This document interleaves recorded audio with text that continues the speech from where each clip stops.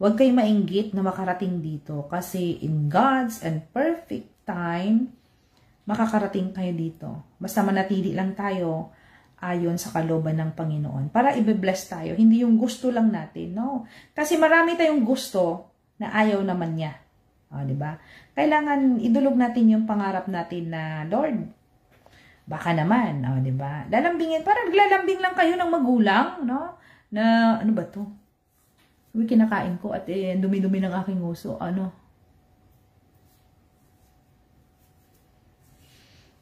Then, ang ano natin ngayon sa Hong Kong. Okay, pag-usapan natin ng Hong Kong. Sakit ang ulo ko sa Hong Kong, ah. Mga aplikante natin maligalig. Alam niyo kung anong ibig sabihin ng maligalig? Yung sobrang excitement, yung bang parang i-garnish nyo talagang mag-apply sa Hong Kong. Yung pagkahumanwa na, nagkadimao ang inyong gibuhat. Ito, Ginoo ko. Nagsakit ng akong ulo sa inyo. No? Ang ano ba yung, dapat yung ano natin, yung common sense. Yun ang ating lawakan. Dahil pagdating sa abroad, kailangan may common sense. Pag mahina ang yung common sense na magkumun-kumun yun nyo sa inyong trabaho, pati inyong mga requirements, nagkumun-kumun din. Okay? Ang ating Hong Kong direct hiring, meron tayong mga katuwang na mga partners sa Hong Kong. Si Magenta, ang ating pinakamalakas din na si Ligaya. Ayan. Ang mukha nila nasa kanilang page, araw-araw, maya-maya may mga videos, pero hindi pa rin nakikinig ang ating mga followers, ang mga aplikante natin. No? Ang kailanganin lang ng sa Hong Kong, kailangan maganda ang inyong photo, hindi yung pangit ka, hindi ka gagawa ng magandang photo. Malinaw. Wala namang pangit at maganda kung gustong mag-apply. As long as maamo ang mukha nyo at mayroon kasing mukha na hindi mapagkatiwalaan. Na kahit walang kasalanan, ang init ng dugo. Naranasan nyo ba yon? Kaya ang daming hindi pa na-interview. Dahil nakabase yan sa inyong mga application. Okay? Kasi, sabi ko sa inyo, magpa-photoshop na lang kayo. Doon kayo kumuha ng mga photo nyo kung nahirapan kayo sa bahay. Pag sinasabing white background, nako, naglalagay ng kortina. Mikit pa siya sa kortina at gumanon. No, dapat with pleasing personality. Kaaya-aya, kaakit-akit sa damdamin at mata ng mga agency. Dahil unang magbigay sa inyo ng comment at compliment ay ang agency, hindi po yung employer. Kasi ang agency ang nagmamarket sa inyo. Yan. Kung ano pa lang yan, bibenta. O, diba? Binibenta naman tayo. Maniwala kahit sa hindi, yun ang yung totoo. I-market kayo sa mga prospect employer nila kapag ang inyong application ay maganda. No? Kasi ang agency nagsasabi sa akin, mga photo, kung saan nakatingin. Nasa baba ang camera, tapos nakayoko. Yung iba naman nakaganon. Oh, dapat naka-level. Parang kausap mo at nakikita mo si employer. Hindi naman yung laging, habang nagsasalita ako, nakayoko ako, ganon. Or else, nakaganon ako doon. No? Eye to eye. Tsaka, wag masyadong malayo yung mga gumawa ng videos. Kahit nakaupo ka, okay lang. Half body nakaupo. Wag yung malayo kasi parang uneasy for you and the sounds is not clear. Okay? Dapat, hati lang. Hindi yung nakatayo ka doon, may nagbibideo sa'yo. Umupo ka lang dyan, magsalita ka. No? Pero dapat the best yung photo. Clear. At saka yung video naman, kabayan, gising, kailangan nakasmile. Okay? Nakasmile kayo. Dapat pagbungad pa lang ng camera, no? Kung kailangan yung mga editing, yung unang nyo pa, hindi kayo nakasmile. Kasi dati talaga nag-i-edit ako. Pero ngayon hindi na ako nag-i-edit, ha. Nung ako pa lang mag-isa, nag-i-edit ako. Kailangan nakasmile kayo. Pagbungad pa lang ng pagbungad nyo pa lang ng camera, ngiti na kayo. Hi ma'am, hi sir. Yan, blah blah blah. I'm 35 years old. I am married and I have 2 children aged 9 and 10 years old. I am a high school graduate. I've been working here in the Philippines for 4 years, taking care of a newborn baby, 1 5 years old and 8 years old children. Okay? I'm doing all household chores. Dapat lagi kayong masaya, hindi kayo kakabahan. At ayoko yung binabasa. Kasi yung iba binabasa, halatang halata, nagbabasa. Hindi po kailangan yung personal information nyo doon, brief lang. Kahit hindi umabot ng 1 minute, okay lang. 40 to 50 minutes is okay, seconds, okay lang. Yung iba lumampas na 1 minute, haba-haba. No? Kahit marami kayong mga experience, kahit yung mga nasa abroad, no? I've been working in Saudi Arabia, in Singapore, in Malaysia, in Qatar, taking care of children, no? Age newborn, and the other is 5 and 7 years old. Then I'm doing all household chores, general cleaning, cooking, marketing, washing and ironing clothes, taking care of children, taking care of pets, car washing, gardening, marketing, whatsoever. Huwag niyong limitahan na hindi naman kayo namamalingki, hindi niyo ilalagay. Possible, ilalagay niyo talaga yung nagmamarket kayo. Always possible, ilalagay niyo talaga nagkukuk kayo. Dahil hindi niyo nilalagay yun, ibig sabihin hindi kayo nagkukuk. Kasi nagbabantay lang kayo ng bata. Hindi ba kayo marunong magluto? Magluto dyan sa bahay, sa family niyo. Kailangan ilalagay niyo yun. No? Kasi kung nakalimit lang kayo, limitado din ang pag-process sa inyo, ang pagmamarket sa inyo. Pero kung ilagay niyo lahat, no, halimbawa, paano kaya to? Hindi ko na-experience to, pinilalagay. Pero kaya ko to. No? Hindi ko na-experience yung wala kaming hayop. Pero, marunong ako mag-alaga ng hayop, hindi ako takot sa hayop. O, di ilagay mo. Kunwari, nag-alaga ka ng pets.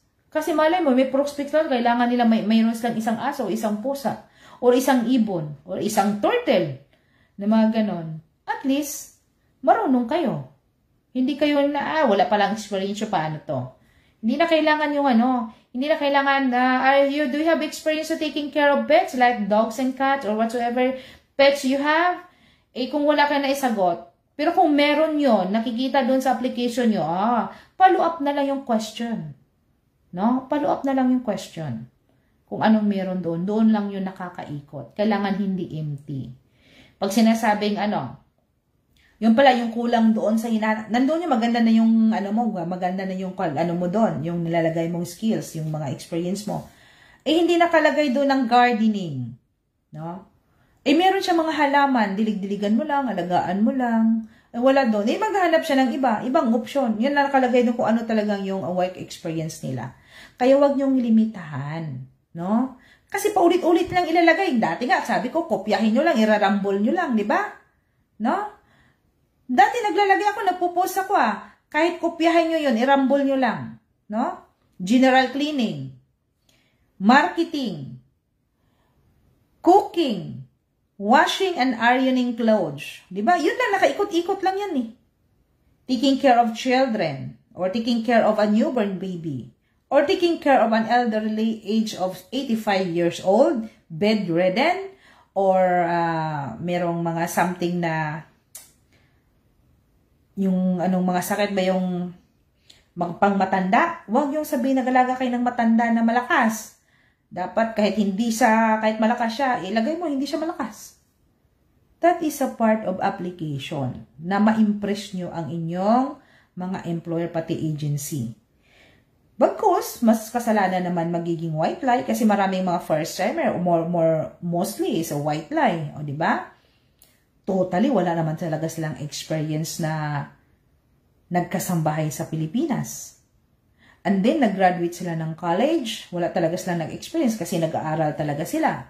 Eh dahil nga sa hirap makapasok sa Pilipinas ng trabaho, kaya nagbabalak sila dahil gusto nilang pumunta ng Canada, gusto nilang pumunta ng UK to have an experience. Okay? Kumukuha sila ng ganon. Nagtatrabaho sila ng ganon. Sinikap nila yon kahit hindi nila napagdaanan yung mga trabaho na yon. Diba? Then, it's not acceptable na sabihin, ma'am, pwede ba yung experience ko ako nagbabantay ng pamangkin ko? No. Yung kapatid mo, sabihin mo, ibang tao yun, huwag sabihin relative. No? Hindi po ina-accept yun na sabihin nyo relative. Pag nag-apply kayo for Hong Kong, yung mga application nyo, huwag nyo ilagay nagtatrabaho kayo sa relative nyo. Kahit relative nyo, sabihin nyo, ibang tao yun. No? Discarte nga marunong kayong gumawa. Kung marireview nyo yung kung marireview nyo yung aking page na hindi na kasi akong admin nung kinikick out ako nung tawag ito. May gumagamit ng Facebook ko. Kaya nawala ako dun sa pag-admin. Lahat kami nawala sa pag-admin. Si Magenta, ako, pati yung anak ko, pati si Ligaya nawala sa pag-admin. Wala nang admin dun. Pero alam ko buhay pa yon, yung Hong Kong Direct Hiring na page. No? Doon yung mga information ko doon. Doon ko lagi din nilalagay before 2022. Last ko yata yung last kong live doon. Last kong post. Kaya pagkatapos noon, hindi na ako gumawa ng page. Dito ako, si Magenta, mayroon siyang page, yung Wild Magenta Hong Kong Direct Hiring. Yun, naki-join lang ako doon. Ngayon naman ay hindi nagagamit, kaya lumipat naman si Magenta doon sa Buhay Abroad page. Yun. Ayan. Kaya kung saan-saan kami, at least legit kami, nakikita nyo kami nagla-live. And then, may gumagawa ng page ngayon ha. May gumagawa ng page ng Hong Kong, Wild Magenta Hong Kong Direct Hiring, talagang kinapi. Ginawa ang talagang lahat nandoon. Meron nang siyang followers is more than 2,000 followers. Hindi po sa amin yon, no? Huwag kayong mag-follow doon dahil hindi naman kami yon. Pero marami siyang mga pinopost. Yung mga pinopost ni Magenta din ng mga caption-caption, ipinost niya doon kasi kailangan niya ng followers. No? Hindi sa amin yon. Kaya kung doon kayo, meron nga, kasi open to post doon eh. No? Open to post yon, na pwede kayong mag-post, ina-accept yun doon. Ina-accept yun, parang page group yata yon. Ina-accept kayo doon, yung post mo may ipopost doon dahil kailangan niya ng followers. Pero hindi kami noon. No? Ang sarap nga mag-reply sa comments, so hindi namin to page. Pero hindi na kami makigulo. Kasi alam ko mga aplikante madiskarte kayo, 'di ba? Magre-research kayo kung sinong legit na mga page. Kasi kung nasaan ng mga account namin, nandoon din mga mukha namin. Doon nilalagay nga ang mukha namin, puro photo naman. Wala namang binigay na nilagay na mga videos. O 'di ba? Walang videos doon. So, kami, more on live, no? Nagla-live kami, yung mga charing-charing namin nakikita dyan sa labas, ayan, pinupost namin. Dahil yun ang mga legit. Yung trabaho sa abroad, no? Almost mga 50 or 60 mga followers. Yung isa naman 80 followers, yung job hiring abroad. Akin yon. And then, yung Kababayan Hong Kong Life. Yun, isa din yun sa aking mga page group. And then si Magenta, meron din siyang page group. And then, ang bago kong page ngayon, yung Pinay in Paris. Kung minsan, sinishare ko naman dito sa aking account, no? Pwede kayo rin mag-follow doon. Yun ang aking, bagong page ngayon, no? Nagpo-post din ako minsan doon. So, yung, lahat ng mga sa Hong Kong, standby muna kayo, no? Kung gusto niyo mag-Poland.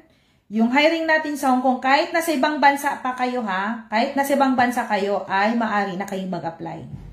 Mag-process ng inyong mga application. Pasa nyo lang kay Ligaya or kay Magenta.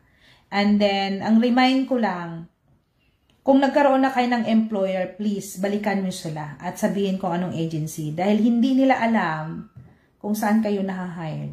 Alam nyo kung bakit. Dahil hindi lang po iisa ang hawak natin. Siguro kung isa lang ang hawak ko at yun ang pinapoprocess nila doon, alam natin na isa lang talaga. Hindi. One application for agency yon. Okay? So, sa mauna-una lang. Kaya, balikan nyo sila kung saang agency kayo nagkaroon ng employer. Balikan nyo sila kapag meron na kayong mga flight schedule. Update nyo sila. Okay? Kasi sa akin, hindi kayo ganong maka-update dahil bihira lang talaga akong mag-re-reply. Ayan. So, yung mga sa ibang agency, iba-iba po ang amount ng processing fee. Okay? Kung na-hired ka doon, as long as you have prepared 15,000 pesos, no? Mag-prepare kayo ng 15,000 pesos. It depends sa agency kung merong more than 15,000 pesos ang inyong babayaran. Okay? Dahil medyo mataas tong agency 2 at saka agency 4. Okay? Hindi naman umabot ng 30. So, nasa mga 25 or 27 ang pinakamataas nila. Lalo na sa mga first timer. Yung mga ex-abroad, less talaga yan. Kasi itong tatlo at itong dalawang agency, no, dalawa, tatlo.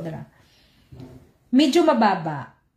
No, medyo mababa. Hindi kayo makakaabot ng 10,000 to 15,000. Less yon ang babayaran nyo doon. Kaya magkaiba yon. So, kung ano na yung binabayaran nyo sa agency, you have to follow kasi yun naman talaga ang ibinigay sa atin na info na babayaran nyo. Okay? Kung matapang kayo, kung hindi nyo gustong babayaran doon, o di i-report nyo ng agency, walang problema yon. May karapatan kayo. But, talagang magsasuffer inyong application. Baka hindi na kayo palili pa rin. No? Hindi pa process sa inyong OAC. Ganun naman ang panakot ng mga agency. Pero mas mababa pa rin yan sa ikukumpara sa iba. Kasi yung iba mas mataas talaga ang kanilang mga singilan. No?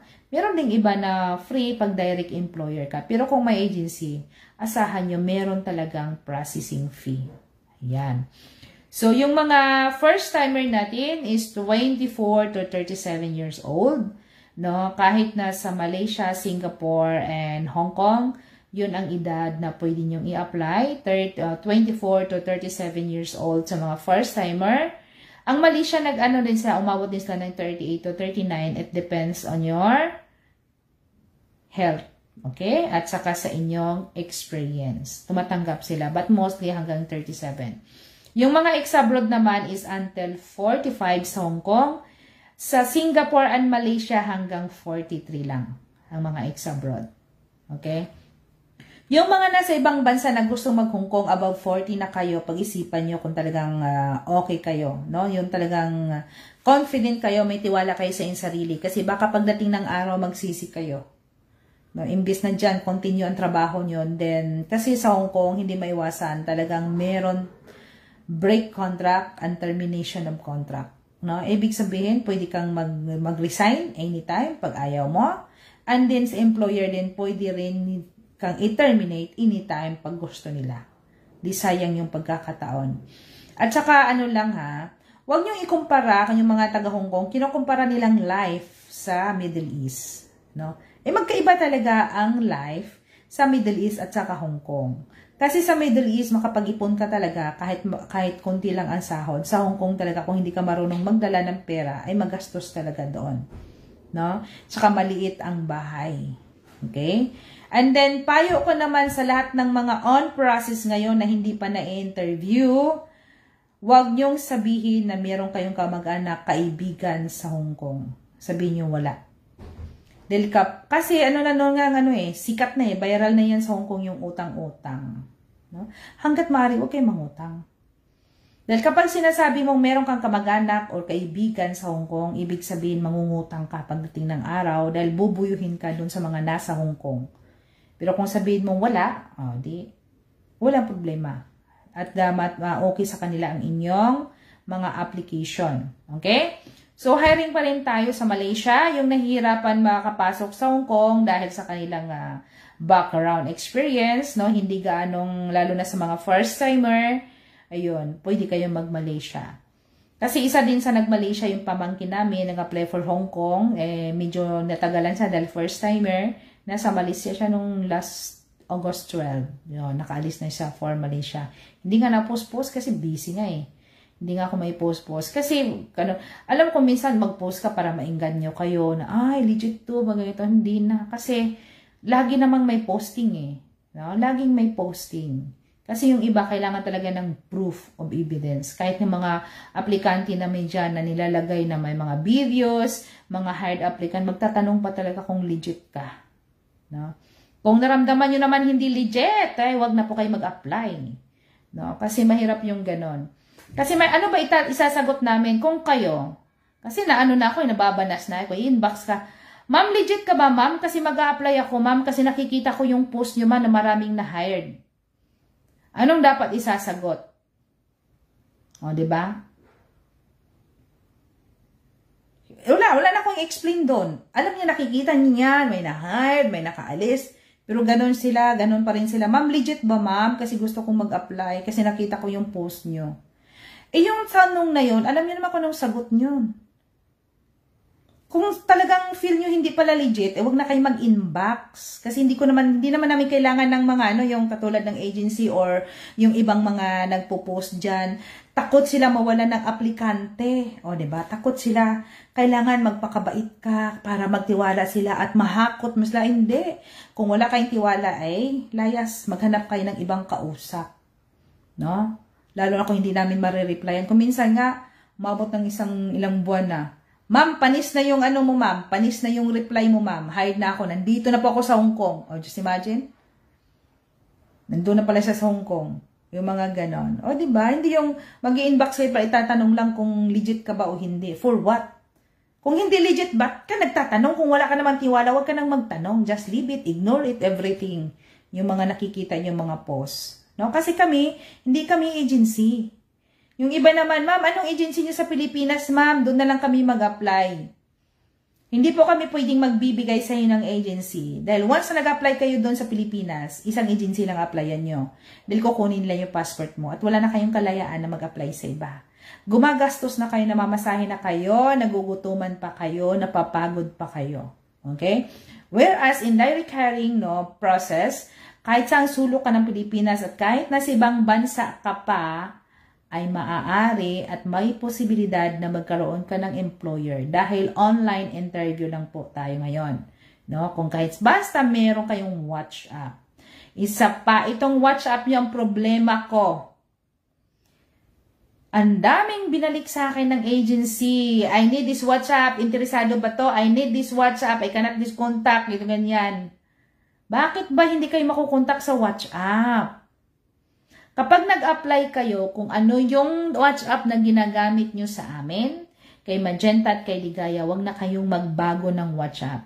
Kung anong number na ginagamit nyo sa ibang bansa at kinukontak nyo sa amin at doon kayo nagpasa, wag na kayong magbago ng number pagdating ng Pilipinas. Kasi ang hirap nyong halgilapin, hindi naman tayo friendship sa Facebook, followers lang kayo, at hindi namin alam kung anong Facebook nyo. No? Para lang ipipijing ko pa kayo kung sino kayo dahil kailangan ko kayo ng WhatsApp. Meron din na ang WhatsApp tama naman ang binibigay pero pag nag-fill up doon sa online registration para sa other application, ang inilalagay walang WhatsApp. No? Ang dami, kahit i-review ko ngayon, ang daming walang WhatsApp. May WhatsApp number naman pero kulang ng isa. Yung iba naman ay hindi complete. Sinasabi ko sa inyo, kapag nasa Pilipinas kayo, kahit nasa Pilipinas kayo, pakilagay +63. Okay? Kapag nasa ibang bansa kayo, alamin nyo ang country code. Baka hindi nyo alam ang country code nyo. Di ba meron kayong WhatsApp para alam yung country code nyo? Meron kayong WhatsApp? Tingnan nyo doon sa settings nyo.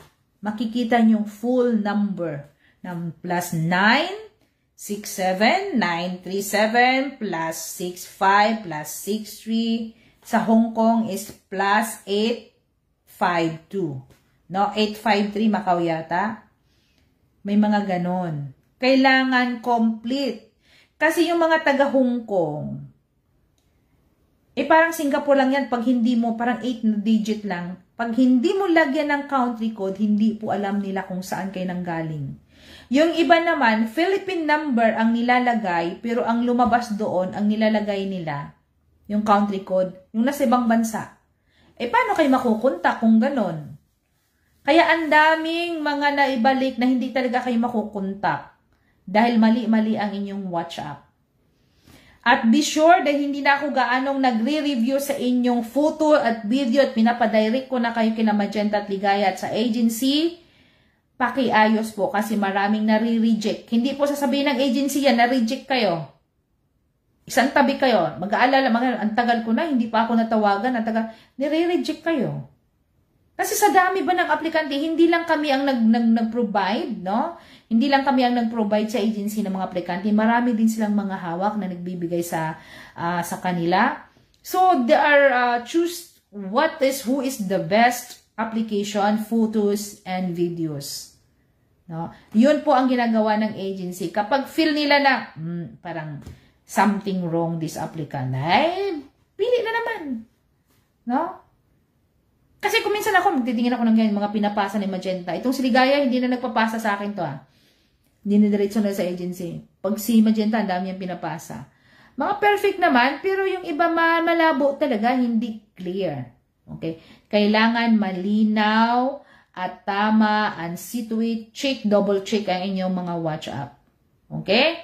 And then, kapag meron kayong mga skills, mga ability, mga katulad ng nakapag-aral kayo ng TESDA caregiver. Daming ng BPM.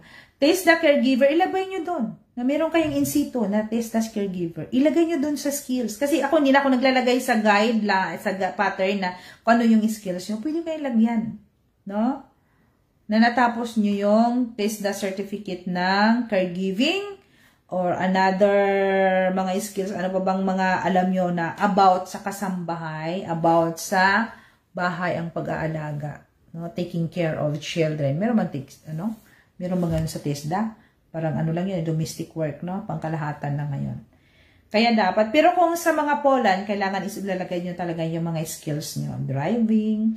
At saka kung marunong kayong mag-drive, meron kayong license na driving, ilagay nyo sa skills. No?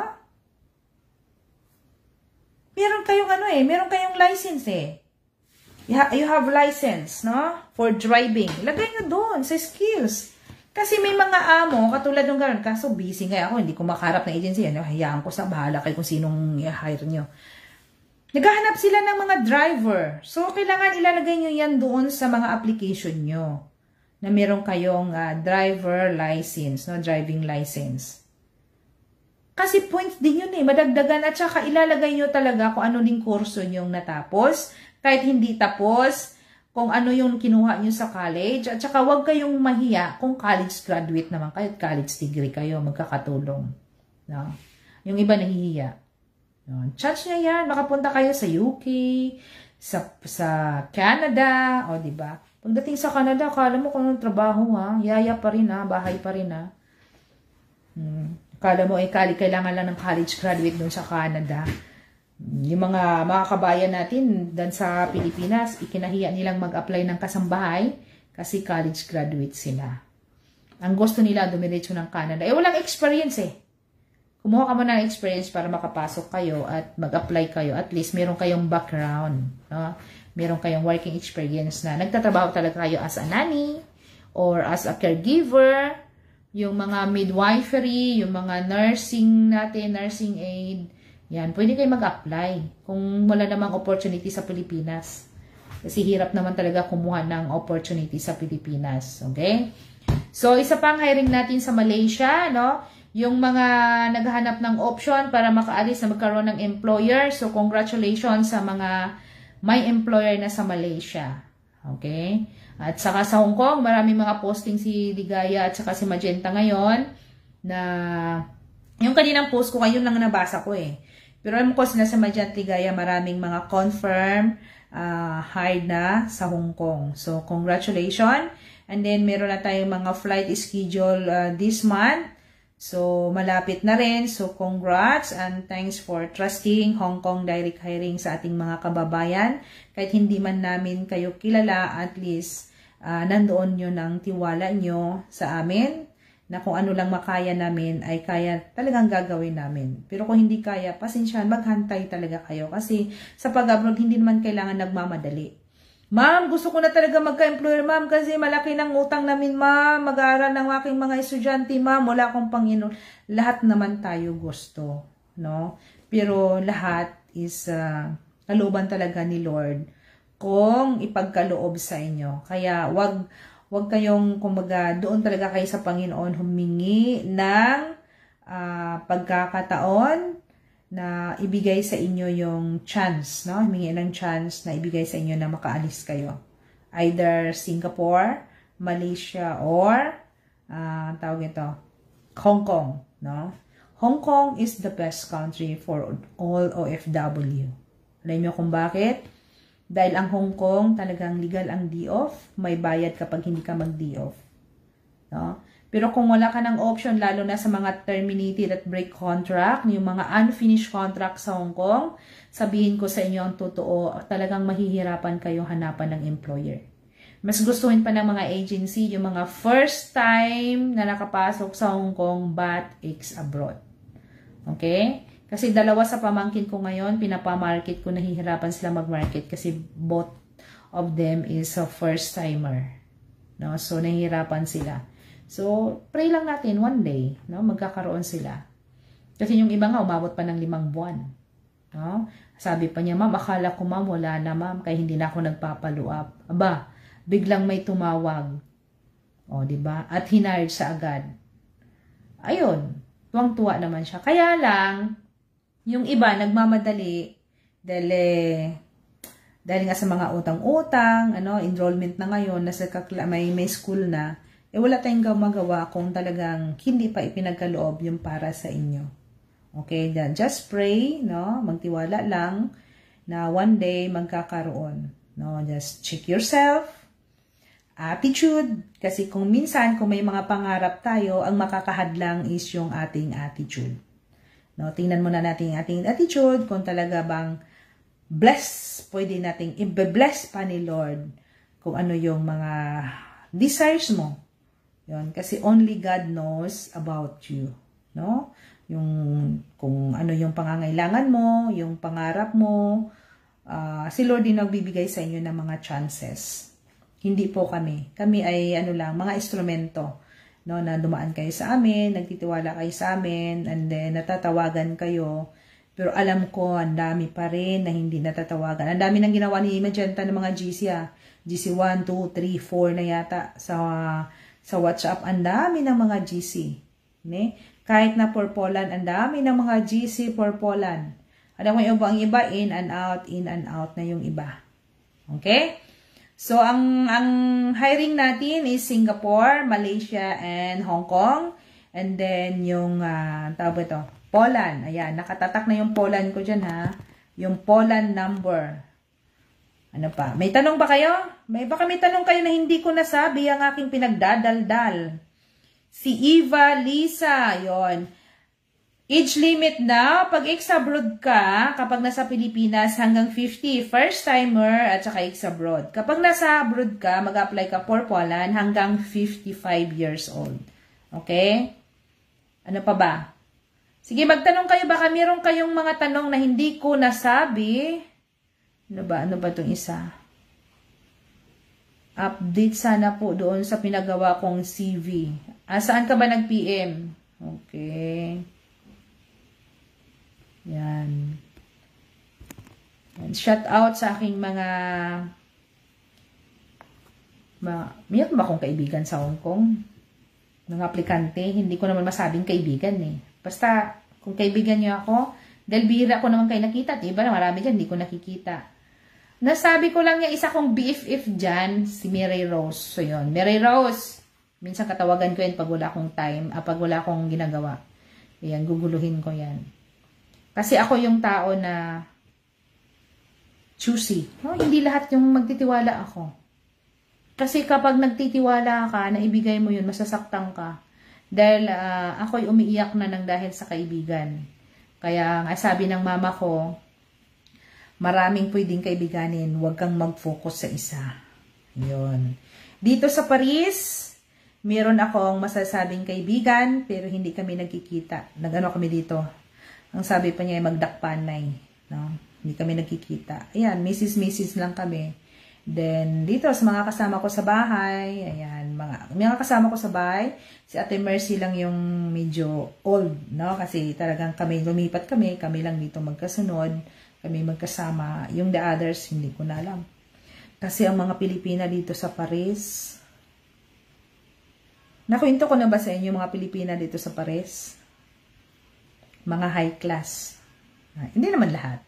Alam ko may mga taga-Paris, hindi na mamansin. Kaya nga ito magkwentuhan nga kami, sabi ng doon sa kabilang bahay, kung hindi ka pansinin, wag kang ngumiti, wag kang magsalita, wag kang mag-hi. Kaya yung bagong salta tayo sa Paris. Nakakita ko ng Pilipina, naglalakad. Ngayon, pasalubong ako noon. Sabi ko, kabayan, hello? Aba, gumano, no? Ay, gano'n ang mga Pilipina. Kinukwento ko ngayon. Sabi nila, pag hindi ka pinapansin, huwag mong pansinin. Kasi mga mayaman na yan sila, dahil matagal na yan sila dito. Gano'n pala sila dito. Hindi na mamansin.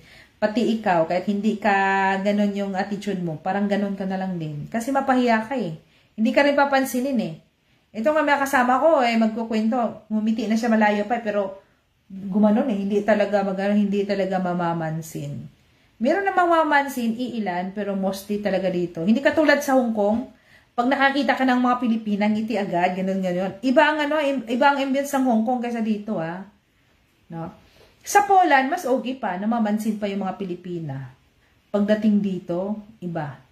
Kaya pinapansin kong sino yung mga kasama mo dito sa bahay. Kaya pag nakakita ka ng Pilipina, swerte mo na kung pinapansin ka. Yun. Pag pinapansin ka, pansinin mo rin, huwag kang suplada. Pero kung ikaw mangunang mamansin, huwag ka nang mamansin dahil sila umiiwas talaga yan para hindi sila papansin sa'yo. Ganon. Iba-iba mga attitude. Kaya masasabi ko sa buong buhay ko, mapipili ko lang yung sino yung totoo. Meron akong kaibigan doon sa Davao, yun si Jingjing, ayun si Jane, si Jennifer na sa Malaysia, yun si Jane, at saka yun si Lisa, bilang lang kahit yung mga kaklase ko. No? Kasi may nag-iingat na ako magkaroon ng close friend dahil iiyakan ko talaga yon. Ngayon hindi na ako umiiyak ng friend. Pero nung high school ako, college ako, iniiyakan ko yun. Kaya sabi ng mother ko, maraming tao na pwede maging kaibigan, huwag kang mag-focus ng isa. Yan. At saka hindi rin dapat ipagmayabang marami kang kaibigan. Bakit? In times na kailangan mo sila, wala yan sila eh. Pero kung iilan lang, pag kailangan mo, nandyan sila. Ganon. Pero not mean na umaasa ka pa rin sa kanila. Kailangan, you have to stand your own. No, marunong ka rin magiging independent, hindi magiging dependent ka rin. Kung kaya mo naman sa sarili mo. Kaya sa Hong Kong, mga aplikante ko, palagyan natin, yung mga na-meet ko, yun, siguro, nagiging friend ko na sa Facebook, yun. Nagiging friend ko na sila kasi na-meet ko. Yung iba, hindi talaga nagpapakita nung bago ako malis. Hayaan nyo, one day, papasyal ako sa Hong Kong. Ayan. Hindi na kunyang, turista na. Yun. Lilikumin ko kayo lahat ng mga aplikante ko. No? Lilikumin ko kayo, magbi-beach tayo. Pero hindi natin alam kung kailan, pero yan talaga ang balak ko. Malay nyo, meron na tayong mga iba pang nakamit na mga blessings. Babalikan ko talaga ang Hong Kong kasi marami akong pasyalan dyan. No? Kahit yung amo ko, ayun sila pastora, kung nandyan pa, no? mga matanda na tayo. Yung mga ka-sister ko sa church, ayan, nakakamiss. Kahit na minsan, makikita ko sila, nagre-live kasi Sister Amy, ayan, yung mga kasamahan ko doon, nakikita ko sila sa Facebook. Ayan, minsan, hindi rin ako maka-like, basta dumaan lang, gano'n. Kasi hindi ako more on Facebook. Kaya pag naka-post na ako, yan, nasa Facebook ako. Pag hindi sunod-sunod, wala na ako sa Facebook niyan. Nasa WhatsApp na ako or nasa Messenger na ako. Yun. Kasi dito talaga hirap paghatiin yung oras. No? Lalo na kung sunod-sunod ang trabaho. Lalo na next month, no? Regular na ang trabaho namin. No? Regular na ang trabaho namin. Mahihirapan na kaming sa Facebook. So, andyan naman sila si Magenta at Ligaya. Okay? So, thank you sa aming mga aplikante, lalo na yung mag-deploy na. No, salamat, no, sa inyong tiwala. Basta patuloy lang kayo manood sa mga videos, meron kayong matutunan. Huwag kayong tamarin. Kasi, pag hindi kayo nanonood, puro kayo tanong. Lahat ng tanong nyo nasa mga videos, nasa mga reels ni Magenta. Ganon. Kung minsan mga reels ko rin, mga kwenta, basta nagpo-post lang ako, nung pares. Ganon. Kasi not every time na nakafocus ka in a one place. Kailangan marunong ka rin gumiti, ng ibang mga bagay, hindi ka nakapokus sa isang bagay. Dahil kapag nakapokus sa isang bagay, lalong dumarami ang ating wrinkles. Malaki na ang wrinkles sa noo. Matanda na. Matanda yung admin. Kaya sabi ko sa inyo, kahit saan mang lupalop ako, makarating. Ang aking pagtulong, lalo na sa Hong Kong direct hiring, kaya pasalamat tayo, nandyan si Magenta at Ligaya. Yan yung mga trusted person natin, no? Na tumutulong habang ako'y busy, no? Sa mga gawain dito sa Paris. Andyan sila. Baka one day, may makakatulong pa rin na iba. Sobrang dami na kasi mga aplikante, grabe. No? Pag mag-post ka, Pag meron kaming mga post, pwede na, hindi na kayo magko-comments eh. Kasi usually, hindi kami nagbabasa ng comments. Ha? Minsan siguro, sa kaka-iskan-iskan, mababasa namin, baka may something doon na kailangan naming sagutin, pero not totally. Nagpo-post kami, ewan ko kung marireplyan ba namin kayo. Kasi through WhatsApp direct kami. Kasi iba yung WhatsApp ko sa Poland, iba yung WhatsApp ko sa Hong Kong. No, kung minsan ano yun, nasa Hong Kong. Lalo yung mga aplikante na may complete requirements, nasa GC kami. Then, iba din yung WhatsApp ko sa Paris, dito sa France. Kapag France yung mga, lalo na yung sa Pinay in Paris, ilagay ko doon yung number sa France. Huwag kayo mag-PM doon para mag-apply for Poland. Huwag kayo mag-PM doon para mag-apply for Hong Kong. Kasi check na hindi ko kayo papansinin doon. Naliligaw kayo eh. Number ko nga yun. Kasi in one mobile, sa isang cellphone ko, meron akong 3 WhatsApp. Ayan. Sino ba nakadiscover sa inyo? Sa isang cellphone, meron akong 3 WhatsApp. Then, yung roaming ko, nandito sa isang cellphone na hindi ko nga ito pinapansin kasi itong number na roaming ko, sa YouTube ko to nakalagay. Ang daming nagpi-PM dito ah. Ito, libo-libo na oh. 36,000. Hindi ko ma-replyan. Oh, ang daming nagpi-PM. Kasi hindi ako gaano dito sa hindi ako gaano dito sa aking roaming. Kasi di ba lagi nawawala ang aking Facebook. So ang Poland number ko still kahit wala na ako sa Poland. Yung Hong Kong number ko still kahit wala na ako sa Hong Kong. Then ang isa is yung sa France number. In one cellphone, one mobile. Yan. Kaya nga makikita ko lahat ang mga plus sa Messenger pa, no, sa Facebook Messenger. Itong nagpi-PM sa akin sa sa aking roaming, may WhatsApp din 'yon. Hindi ako namamansin dito eh. Ano ba ito? 36,000 no? Dami oh. Kaya yung mga nag-PM dito, magsilipat na kayo. Magsilipat na kayo sa, ano ba ito? Number ng mga posted or kila Magenta at Ligaya.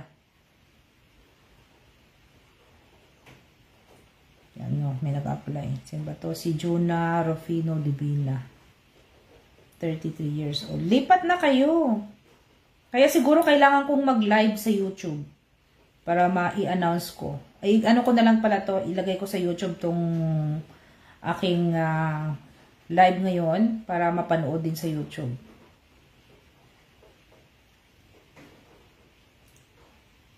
Ayan, hanggang dito na lang tayo para makapag-reply na ako, no? So, maraming salamat sa mga nag-tune in. Yung mga nag-share, thank you din.